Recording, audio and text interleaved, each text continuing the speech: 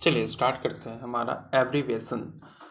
ये आपके एनटीपीसी के एग्ज़ाम के एक टॉपिक है एब्रीवेशन। आज हम उसे क्लियर करेंगे। ठीक है, आपका मैंने 2 लेक्चर पहले ही अपलोड कर दिया है, अगर आपने नहीं देखा है तो उसे भी चेकआउट आप कर लीजिएगा। चलिए, हमारा आज का टॉपिक है एब्रीवेशन। ठीक है, एब्रीवेशन आपने कभी कभी नाम, जैसे आपको एक स्क्रीनशॉट मैं दिखा देता हूँ। ठीक है, आपने कहीं कहीं air quality index, man, MOU का नाम सुना होगा। तो हालांकि ये इसकी तो फुल फॉर्म है। ठीक है, मैं आपको इसको एक्सप्लेन करके दिखाऊंगा और बताऊंगा कि क्या होता है। देखिए, सबसे पहले जो हमारा है वो है हमारे पास एयर क्वालिटी इंडेक्स AQI। ठीक है, जो सबसे पहले हमारे पास है वो क्या है, हमारा AQI। देखिए AQI, ठीक है, AQI क्या होता है, तो AQI is an index for reporting air quality on a daily basis. यानी आपके एरिया का डेली बेसिस पे AQI निकाला जाता है, एयर क्वालिटी इंडेक्स, कि आप जहाँ पे भी रह रहे हो वहाँ का क्वालिटी ऑफ एयर कैसा है। ठीक है, देखिए यहाँ पे लिखा हुआ है to help the people to know the quality impact their health. और अगर वहाँ का एयर ख़राब है तो वो आपके जाहिर सी बात है कि हेल्थ को क्या करेगा, अफेक्ट करेगा। हिंदी में भी लिखा हुआ है कि वायु गुणवत्ता सूचांक AQI दैनिक आधार पर वायु की गुणवत्ता की रिपोर्ट करने के लिए एक सूचांकक है। ठीक है, आप पढ़ लीजिएगा, हिंदी में भी लिखा हुआ। चलिए नेक्स्ट। नेक्स्ट है हमारा नेक्स्ट है हमारा ASSOCHA। ये क्या होता है, तो the associated chambers of commerce and industry. अब जाहिर सी बात है, कॉमर्स आ गया तो किससे रिलेटेड होगा, बिजनेस से रिलेटेड होगा। किससे रिलेटेड होगा, बिजनेस से रिलेटेड होगा। ठीक है, तो समझिए, ये एक नॉन गवर्नमेंटल ट्रेड और एसोसिएशन है। कोई नॉन गवर्नमेंटल ट्रेड एसोसिएशन है, इसको गवर्नमेंट ऑन्ड नहीं करती। जो क्या करता है, promotes trade and industry in India. जो भारत में व्यापार को क्या देता है, बढ़ावा देता है।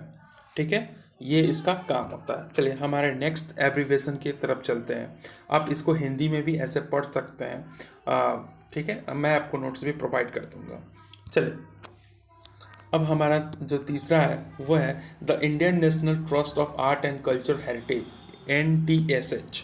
इसका क्या है कि is a non profit organisation. ये कैसा ऑर्गेनाइजेशन है, नॉन प्रॉफिट ऑर्गेनाइजेशन है, that works on to conserve and pressure India's natural built and cultural heritage. Bharat के सांप्रदायिक और सांस्कृतिक को बचाए रखने के लिए इस ऑर्गेनाइजेशन ये काम करता है।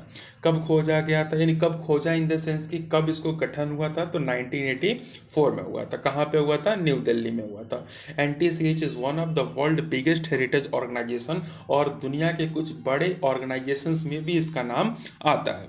इसमें के टोटल कितने चैप्टर्स हैं, तो आप देखोगे तो इसमें, एक मिनट, मैं यहाँ पे 2 to 8 चैप्टर्स हैं, जो कि भारत के अलग अलग जगहों में और देश विदेश के अलग अलग कोनों में अपने संस्कृति और सभ्यता को बचाए रखने का काम करता है। चलो आगे चलेंगे। इसमें हिंदी में भी लिखा हुआ है कि भारतीय राष्ट्रीय कला और सांस्कृतिक विरासत ट्रस्ट एक गैर लाभकारी संगठन है जो भारत की प्रकृति और निर्मल सांस्कृतिक विरासत को संरक्षित करने के लिए काम करता है। ठीक है, इसमें कितने चैप्टर्स हैं, तो इसमें हमारे टोटल 2 to 8 यानी 228 चैप्टर्स हैं।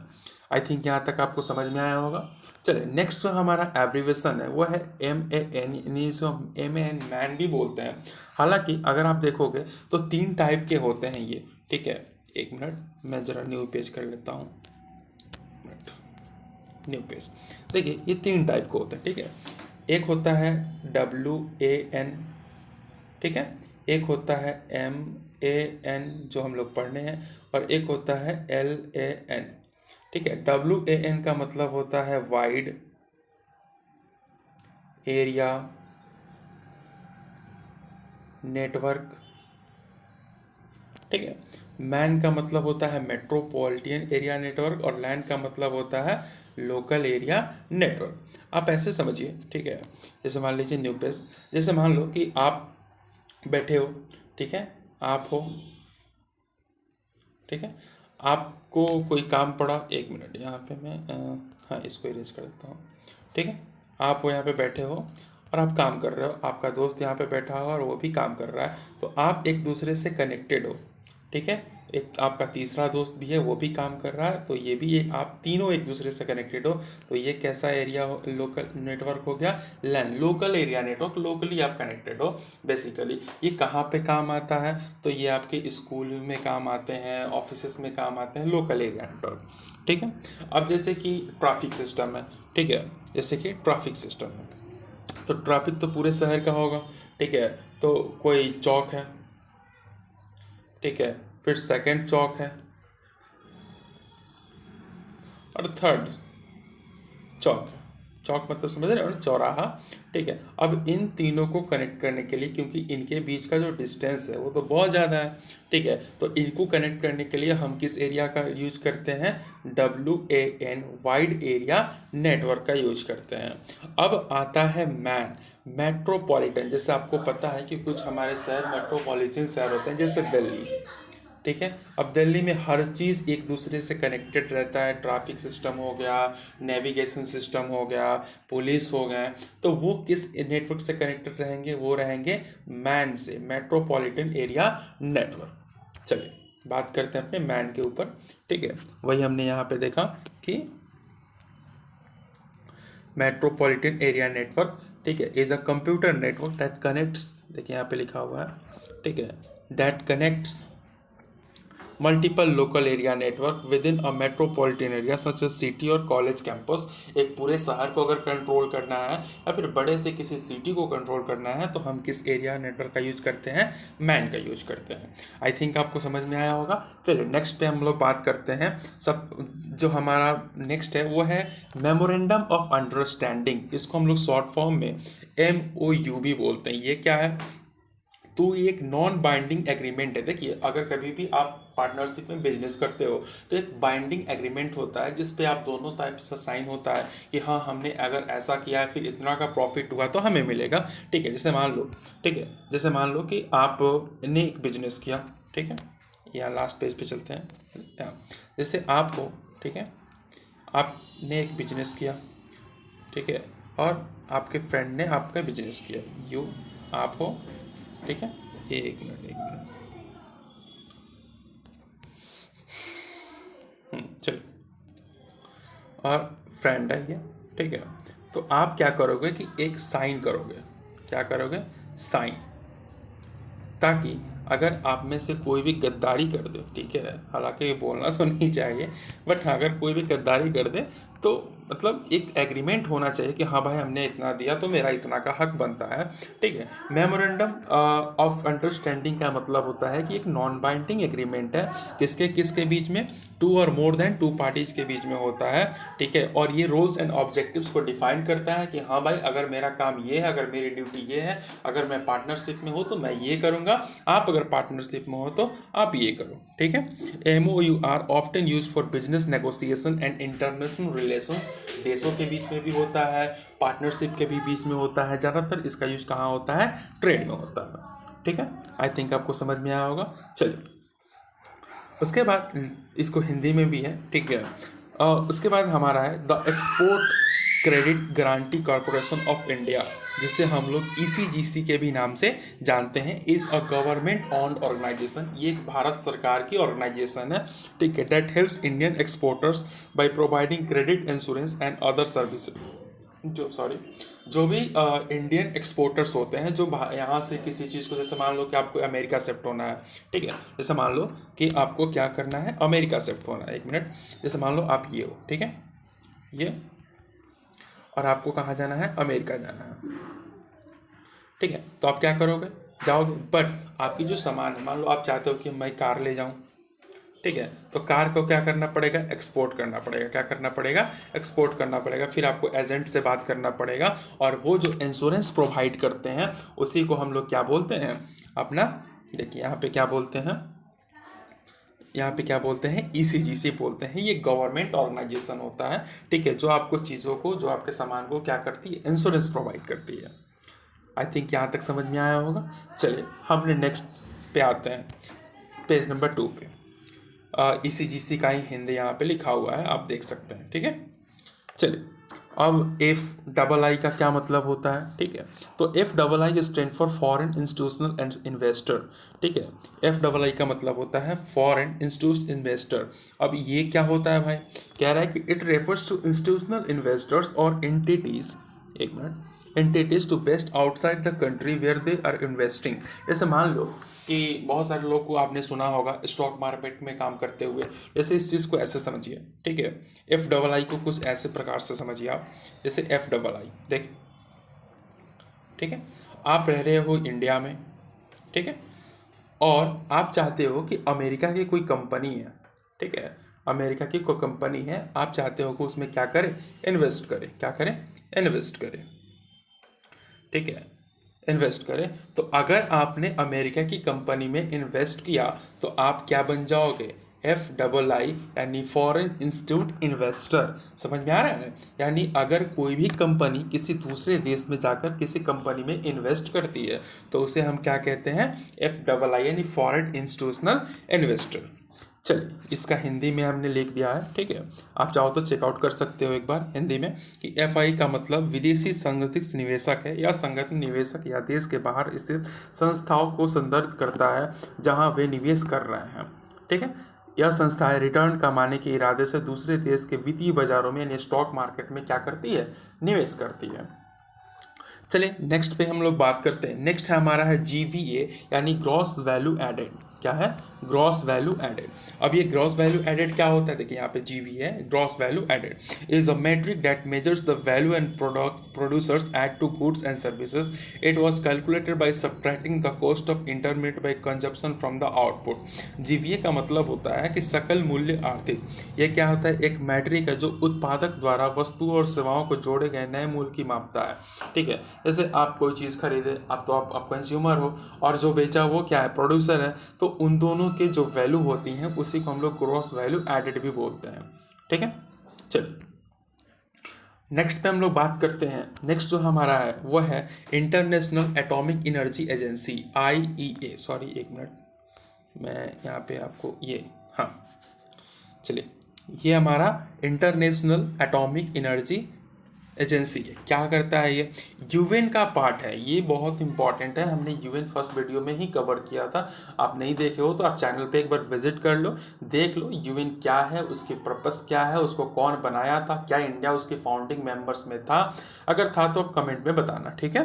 यूएन का ही एक पार्ट है इंटरनेशनल एटॉमिक एनर्जी एजेंसी, जिसे हम IAEA कहते हैं, ठीक है।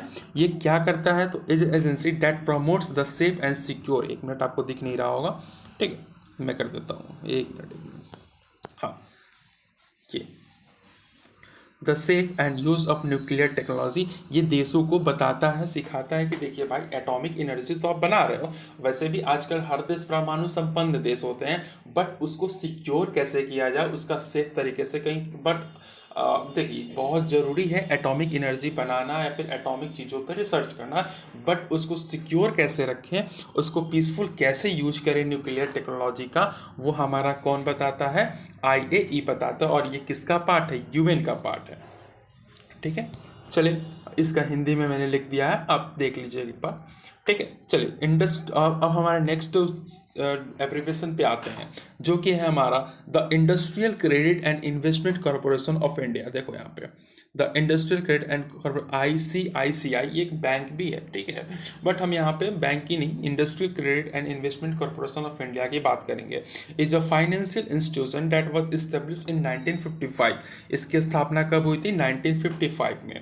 और ये किसके किसके बीच में वेंचर यानी ज्वाइंट का काम करता है, the government of India, world bank and Indian business representative, जो भी भारत में व्यापारी हैं उनके, वर्ल्ड बैंक के और इंडियन गवर्नमेंट के बीच में काम करता है, ठीक है। अब वर्ल्ड बैंक क्या है तो हम आपको नेक्स्ट वीडियो में कवर करके बता देंगे कि वर्ल्ड बैंक क्या है। चलिए नेक्स्ट हमारा है IMO। देखिए ये बहुत इंपॉर्टेंट है, ठीक है, IMO instant money order, instant money order. जैसे आज के ज़माने में तो हमारे पास फ़ोन पे हो चुका है या फिर बहुत सारे ऐसी चीज़ें हैं, जैसे देखिए इस चीज़ को ऐसे समझिए, ठीक है, कि आज के ज़माने में हमारे पास क्या है, गूगल UPI है, ठीक है, UPI है, बट पहले ऐसा कुछ नहीं था, पहले पोस्ट ऑफिस हुआ करता था, ठीक है, अभी भी है पोस्ट ऑफिस, ठीक है। और अगर किसी को बहुत ज़रूरी होता था वो पोस्ट ऑफिस में जाता और वो क्या करता, IMO करता। क्या होता, IMO करता, यानी इंस्टेंट मनी ऑर्डर करता। आप अभी भी होता है IMO, ठीक है। खैर अभी तो सेकंडों में चला जाता है, बट उस समय सेकंडों में नहीं जाता था। अगर कोई बाहर रह रहा है ना तो उसके घर पे पैसा आने में 3-4 दिन लग जाते थे। तो वो क्या करता था, पोस्ट ऑफिस में जाके क्या करेगा, IMO करेगा, और विद इन 2 से 3 days, with in 2 to 3 days उसको पैसा उसके घर पे मिल जाता था, ठीक है। बट अब तो खैर UPI हो गया है तो अब कोई कर नहीं रहा है, ठीक है। ये हमारा IMO था, ठीक है। देखिए यहाँ पे, हाँ, the service is offered by Indian post. Indian post मतलब Indian post payment bank, and can be use to send money 1000 to 50,000, यानी आप 1000 से लेकर 50,000 तक पैसे भेज सकते हैं इससे, ठीक है। अब देखिए, अब आपने कहीं ना कहीं नाम सुना होगा KYC का। KYC का नाम सुने, बैंकों में होता है KYC। अब KYC का मतलब होता है नो योर कस्टमर। जैसे मान लीजिए कि आपने बैंक खोला, आपके बैंक में बहुत सारे लोग आए, अकाउंट खुलवाए, तो आप जानोगे ना कि हमारे कस्टमर क्या है, हमारे कस्टमर का आइडेंटिटी क्या है। तो उसी को हम लोग क्या बोलते हैं, KYC करते हैं, ठीक है। Is a process that verifies a customer identity and helps to financial institution prevent fraud and other illegal activities. हाँ, KYC करना क्यों जरूरी है, क्योंकि ये हमें फ्रॉड से बचाता है और इलीगल एक्टिविटीज से बताता है। आप अभी जान ही रहे हो कि अभी तो कंप्यूटर का ज़माना है, बहुत सारे ऐसे स्कैम हो रहे हैं, बहुत सारे फ्रॉड हो रहे हैं। तो KYC जरूरी है ताकि वेरीफाई हो सके कि हाँ आप ही रियल कस्टमर हो, ठीक है। नहीं तो हो सकता है कि आपके जगह पे दूसरा कोई आपका पैसा ले ले। चलिए नेक्स्ट हम बात करते हैं अपने the central drug standard control organisation, जिसका शॉर्ट फॉर्म होता है CDSOCO, under the director general of health services, ministry of health and family welfare, government of India, is the national regulatory authority NRA of India, ठीक है। भारत सरकार के स्वास्थ्य सेवा महादल, ये बेसिकली ड्रग को कंट्रोल करने के लिए होता है। जैसे आपने न्यूज़ सुना होगा या फिर सुनते भी होंगे कि यहाँ पे इतना ड्रग पकड़ा गया, यहाँ पे इतना ड्रग, क्योंकि ड्रग की कीमत बहुत ज़्यादा होती है। और कीमत तो छोड़िए, अगर ड्रग कोई नॉर्मल इंसान को मिल जाए ना, अगर वो एक बार ड्रग कर लिया तो फिर उसकी जीवन बर्बाद हो जाती है। तो उसी को कंट्रोल करने के लिए सेंट्रल स्टैंडर्ड कंट्रोल ऑर्गेनाइजेशन क्या किया गया है, खोला गया है इंडियन गवर्नमेंट के द्वारा। चलिए नेक्स्ट हम बात करते हैं अपने 3rd नंबर पेज, ठीक है। 3rd नंबर पेज पे आते हैं, नाटो। हाँ, ये बहुत इंपॉर्टेंट है, ये मैंने प्रीवियस वीडियो में भी आपका कवर किया था। नाटो, ठीक है। NATO is an alliance of country. यहाँ पे एक बात नोट कीजिएगा, नाटो जो है ना एक मिलिट्री अलायंस है, ठीक है। नाटो क्या है, मिलिट्री अलायंस है, और 32 मेंबर्स हैं इसके अभी करेंटली, ठीक है। सोचिए 32 मेंबर्स हैं इसके करेंटली नाटो के, ठीक है। बहुत ही it is provide a unique link between this two countries, enabling them to consult and corporate in the field of defence and security. एक मिलिट्री अलायंस है, यानी अगर आप इन 32 देशों में से किसी के भी आप आक्रमण करते हो या फिर अटैक करते हो तो ये 32 के देश आपको मिलके ही मतलब डिफेंस करेंगे, ठीक है। अभी हाल फिलहाल में आपने न्यूज़ सुना होगा रसिया और यूक्रेन के बारे में। तो यूक्रेन जो चाहता था कि वो क्या चाहता था कि मैं नाटो में सम्मिलित हो जाए, बट रसिया इसको क्रॉस ओवर करते हुए उसमें बहुत सारे अटैक्स किए, ठीक है। चलिए इसके हिंदी में लिखा गया आपको। चलिए नेक्स्ट हम बात करते हैं अपने NCH, ठीक है। हालांकि हेल्पलाइन नंबर तो आपने देखा ही होगा 112 110, बट ये है नेशनल कंज्यूमर हेल्पलाइन, यानी नेशनल लेवल पे जो हेल्पलाइन नंबर होता है वो है is a grievance redressal mechanism for consumers in India. और ये सिर्फ कहाँ के लिए है, इंडिया के लिए है। The NCH can be contacted by dialling. अगर आप ये डायल करोगे तो आप नेशनल कंज्यूमर हेल्पलाइन पे क्या कर सकते हो, कॉन्टैक्ट कर सकते हो। मान लो कि आप किसी कहीं जगह फंस गए या फिर कोई भी चीज़ ऐसी हुई जो आपके साथ नहीं होनी चाहिए, तो आप कहाँ जाओगे, तो आप क्या करोगे, नेशनल कंज्यूमर हेल्पलाइन पे क्या करोगे, कांटेक्ट करोगे, ठीक है। चलिए नेक्स्ट हम बात करते हैं अपने एब्रीवेशन की, जो है हमारा NMDP। आपने नाम कभी ना कभी सुना होगा, the national maritime development programme is by the government of India, ministry of shipping, to modernise Indian port infrastructure. देखिए भारत का जो बंदरगाह है, ठीक है, उसको मॉडर्नाइज करने के लिए, अब क्योंकि आपको भी पता है कि भारत में जो सी ट्रेड है, ठीक है। सी ट्रेड है, यानी जो समुद्र का रास्ता है वो बहुत बड़ा है। भारत का अगर आप मैप देखोगे तो इंडिया में सी ट्रेड बहुत ज़्यादा है, ठीक है। तो इसको बढ़ावा देने के लिए भारत सरकार ने क्या बनाया है, एनएमडीपी का गठन किया है, ठीक है। और इसका गोल क्या है, यानी ये काम, इसका काम क्या है, तो सबसे पहले तो reducing logistic cost and domestic international trade, ठीक है, पहला इसका काम। दूसरा, एक मिनट, हाँ, दूसरा इसका काम है क्रिएटिंग जॉब्स, बहुत ही इंपॉर्टेंट कि ये जॉब्स भी प्रोवाइड करता है। जैसे आपने कभी कभी सुना होगा कि कॉन्ट्रैक्ट, एक मिनट, हाँ, कॉन्ट्रैक्ट बेसिस जॉब्स, ठीक है, कॉन्ट्रैक्ट बेसिस जॉब सुना होगा नेवी में। नेवी में जो वो दावा करते हैं कि हम आपको जॉब दिलाएंगे, हम आपको ऐसे कर देंगे, तो वो यही सब जॉब दिलाते हैं, ठीक है। फिर मॉडर्नाइज इंफ्रास्ट्रक्चर, इंफ्रास्ट्रक्चर को अच्छा करना, improving port connectivity, port connectivity को, अब मान लो कोई चीज़ चाइना से आ रहा है चेन्नई, फिर आपको जाना है मुंबई, तो फिर थोड़ा सा मिसबैलेंस हो जाता है, तो उस कनेक्टिविटी को मेंटेन करने के लिए भारत सरकार ने ये कदम उठाया कि एनएमडीपी का क्या किया, गठन किया। आप इसे हिंदी में भी पढ़ सकते हो, ठीक है। चलिए नेक्स्ट पे हम बात करते हैं।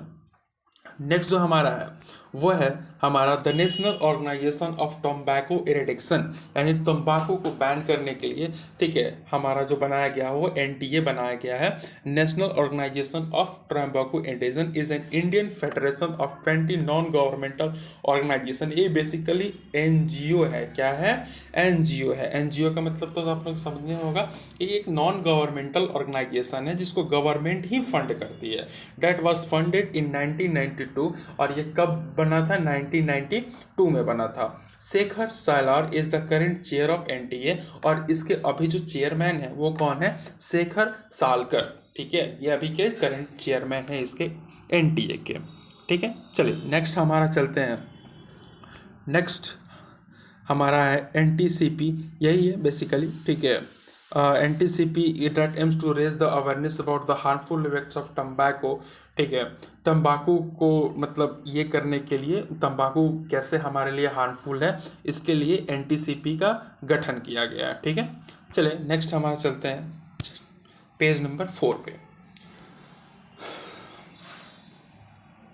अब बात करते हैं हमारे नेक्स्ट एब्रीवेशन की, जो कि है हमारे पास the national sample survey office, NSSO, ठीक है, एनएसएसओ। इसका काम क्या होता है, is a government organisation, Bharat सरकार की संस्था है, that conducts large sample survey across India to collect data on various economic and socio economic topic.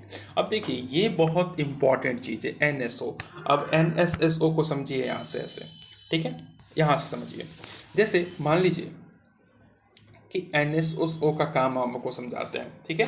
कोई इंसान है, ठीक है, कोई इंसान है, उसको बहुत सारे इकोनॉमिक दिक्कत है, फाइनेंशियली दिक्कत है। अब वो बेचारा जाएगा कहाँ, कहने जाएगा, कोई तो सुनेगा नहीं उसका, ठीक है। तो एनएसएसओ यानी इसकी एक टीम होती है, क्या होती है, टीम होती है, ठीक है। और ये टीम आपको रीच आउट करेगी, आपकी प्रॉब्लम्स को सुनेगी, और फिर ये प्रॉब्लम्स एक बल्क अमाउंट में, bulk amount in the sense कि आपके गांव में बहुत सारे ऐसे लोग होंगे जिनको प्रॉब्लम होगी, बल्क अमाउंट में गवर्नमेंट के पास क्या करती है, सबमिट करती है, क्या करती है, सबमिट करती है, ताकि गवर्नमेंट भी तो जान सके कि हाँ इस रीजन से यहाँ पे इसकी सरकार है तो ये प्रॉब्लम्स आ रही हैं, यहाँ पे इनकी सरकार है तो ये प्रॉब्लम आ रही है। बेसिकली एनएसएसओ का काम वही होता है, ठीक है, समझ गए होंगे एनएसएसओ का काम। चलिए पीडीएस, ये तो भली बात ही आप जानते होंगे।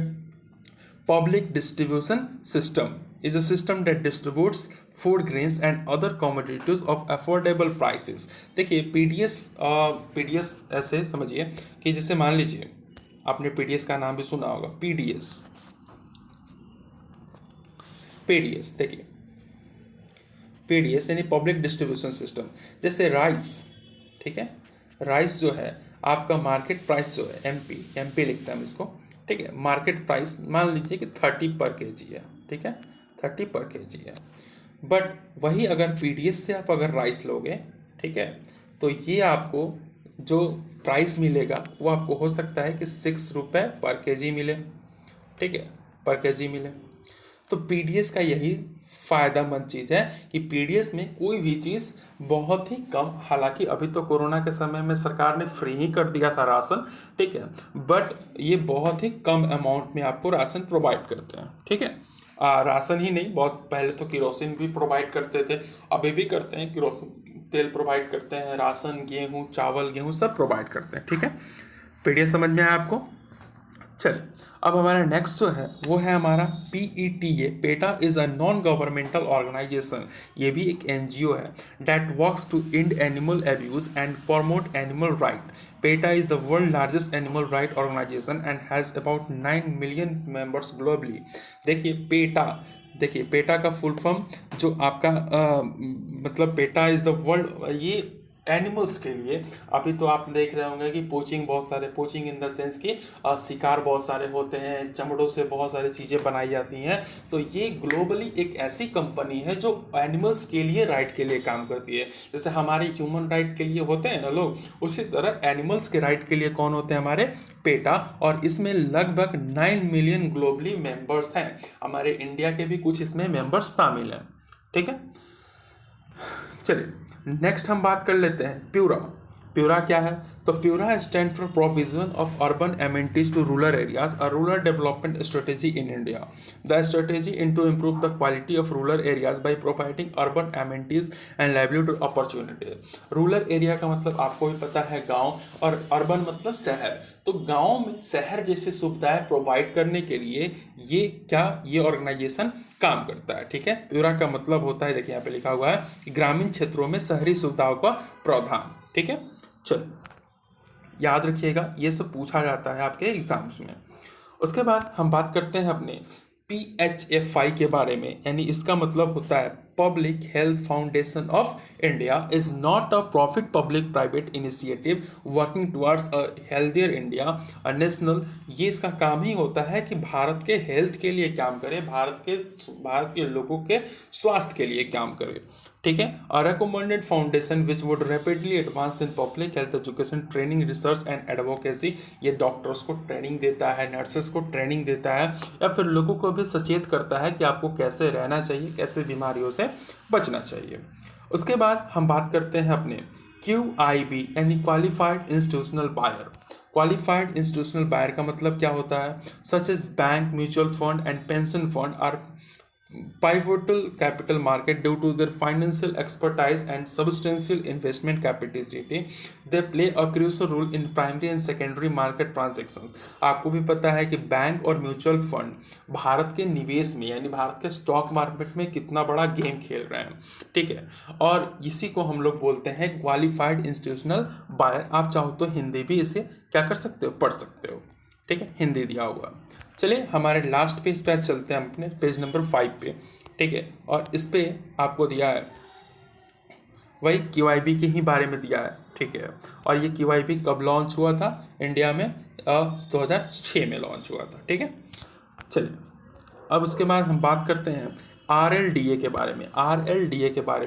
RLDA क्या है? तो रेल लैंड डेवलपमेंट अथॉरिटी। जैसे मान लीजिए कि आपके घर के सामने से जाने वाली है रेल की पटरी, तो आप तो ज़मीन दोगे नहीं, तो फिर आपसे कौन कांटेक्ट करेगा? रेल लैंड डेवलपमेंट अथॉरिटी, जो आपसे परमिशन लेगी और उसके बदले में आपको क्या करेगी? मनी देगी। क्या करेगी? मनी देगी कि हाँ भाई हमको यहाँ पे पटरी बिछाना है, आपको इतना ज़मीन हमें चाहिए, आप हमें दे दो, इसके बदले में क्या ले लो? आप पैसे ले लो, ठीक है। चलिए इसे मिटा देता हूँ अब, ठीक है। हाँ, नेक्स्ट हम बात करते हैं RTA इसे बोला जाता है, ठीक है, बट यहाँ पे थोड़ा सा मिस्टेक है, यहाँ पे आप RTA कर लेना, RTA कर लेना, ठीक है। रेलवे टेरिटोरियल आर्मी, बेसिकली ये आर्मी इसके नाम में है, बट ये आर्मी होती नहीं है, जैसे आप इमेजिन कर रहे हो कि हाँ भाई बंदूक नहीं, ऐसे कुछ नहीं है। ये रेलवे टेरिटोरियल आर्मी है, टेक्निकल फोर्स है, ये एक टेक्निकल फोर्स है, ठीक है। Maintains rail communication during peace time and hostilities. The TA was established in 1949 under the territorial army act of 1948। 1948 के एक्ट के अनुसार 1949 में इसकी गठन की थी, and supplement the regular army. और ये रेगुलर आर्मी में भी अपना काम देती है। जब कभी भी मान लो कि रेलवे में कुछ ऐसा सिचुएशन हो गया, हैवोक क्रिएट हो गया, फिर हाईजैक हो गया, तो ये अपना काम उसमें करती हैं। चलिए नेक्स्ट हम बात करते हैं अपने लास्ट, ठीक है, लास्ट जो हमारा वो है कि the nuclear battery that uses heat from radioactivity to generate electricity, RTG, यानी ये आरटीजी क्या होता है, तो एक मिनट, हाँ आरटीजी क्या होता है, तो are often use for space probe satellite and remote facility because they do not have moving parts and can be used for long periods of time. एक ऐसी न्यूक्लियर बैटरी होती है जो को आप बहुत लंबे समय तक यूज कर सकते हो, इसको ना तो चार्ज करने की ज़रूरत है और ना ही किसी चीज़ की ज़रूरत है, इसीलिए इसको सैटेलाइट सिस्टम में यूज किया जाता है ताकि बहुत लंबे समय तक चले। ठीक है, आई थिंक आपको समझ में आया होगा। ठीक है, जो भी चीज़ नहीं समझ में आया होगा आप क्या करना, आप कमेंट कर दे सकते हो। ठीक है, और हाँ थोड़ी सी वीडियो क्वालिटी में डिफरेंट आएगा आपको, जनवरी से वीडियो क्वालिटी अच्छी बनेगी क्योंकि तब तक मैं पेन टैब खरीद चुका रहूँगा। ठीक है, मेरे बर्थडे पे मैं पेन टैब लूँगा और उसके बाद आपकी अच्छी होगी पढ़ाई। आई थिंक कि आपको समझ में आया होगा। तब तक के लिए इतना ही, मिलते हम लोग नेक्स्ट वीडियो में, तब तक के लिए जय हिंद जय भारत।